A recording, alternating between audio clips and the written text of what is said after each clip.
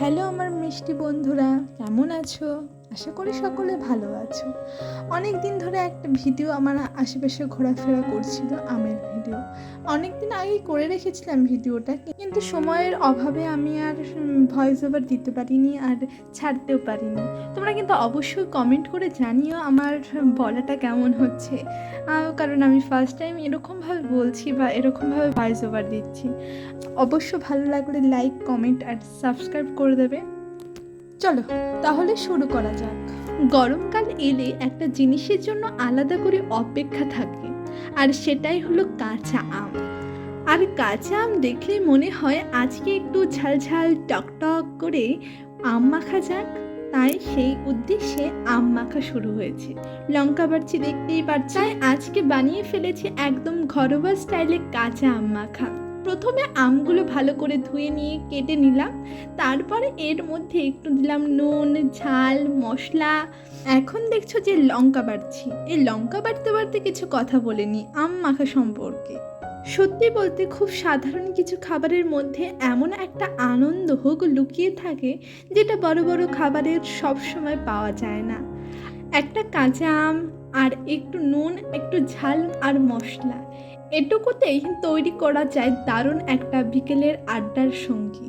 আর গরমের দিনের ঠান্ডা হাওয়া, সামনে একটা বাটি টক ঝাল আম মাখা, এর থেকে বেশি আর শেষে যখন একবার খেয়ে দেখলাম তখন মনে হলো হ্যাঁ, এটাই তো চেয়েছিলাম। টক ঝাল আর মশলা একদম পারফেক্ট কম্বিনেশন। তোমাদেরও যদি আম মাখা ভালো লাগে তাহলে বলো তো, তোমরা আম খাবার সময় কি কি দাও? নুন, লঙ্কা, নাকি নিজেদের কোনো সিক্রেট মশলা আছে? আর এমন সহজ, ঘরোয়া আর মজার খাবারের ভিডিও দেখতে চাইলে সঙ্গে থেকে দেখো। কথা বলতে বলতে আমগুলোকে কাটাও হয়ে গেছে, লঙ্কাটা আগেই বাটা ছিল, সেহেতু তার মধ্যে লঙ্কার গুঁড়ো, একটু সস আর একটু লঙ্কা, লবণ, চিনি ঠিনি দিয়ে ভালো করে হাত দিয়ে সব কিছু ভালো করে মেখে নিতে হবে, যাতে আরও প্রতিটা টুকরো সঙ্গে মশলাগুলো সুন্দরভাবে মিশে যায়।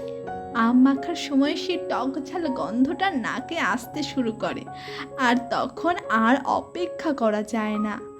মাখতে মাখতে আমের টক স্বাদের সঙ্গে নুন, লঙ্কা, ঝাল আর মশলার স্বাদ সব কিছু মিলিয়ে একেবারে জমে যায়। আচ্ছা আচ্ছা, আম মাখা হচ্ছে, এক্ষুনি হয়ে যাবে।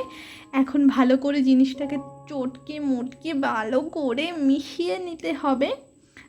আচ্ছা আচ্ছা আচ্ছা, এতক্ষণ তো আম মাখা হলো, এবার আসল পরীক্ষা। এবার খেয়ে দেখি কেমন হয়েছে। উফ, প্রথমে টকটা যা লাগছে, তারপরে আস্তে আস্তে ঝাল আর মশলার স্বাদটা আসছে, একেবারে জমে গেছে। লাইক, কমেন্ট, সাবস্ক্রাইব করেছিও। আর পরবর্তী কি ভিডিও দেখতে চাও সেটাও কমেন্টের মাধ্যমে জানিয়ে যাও। টাটা।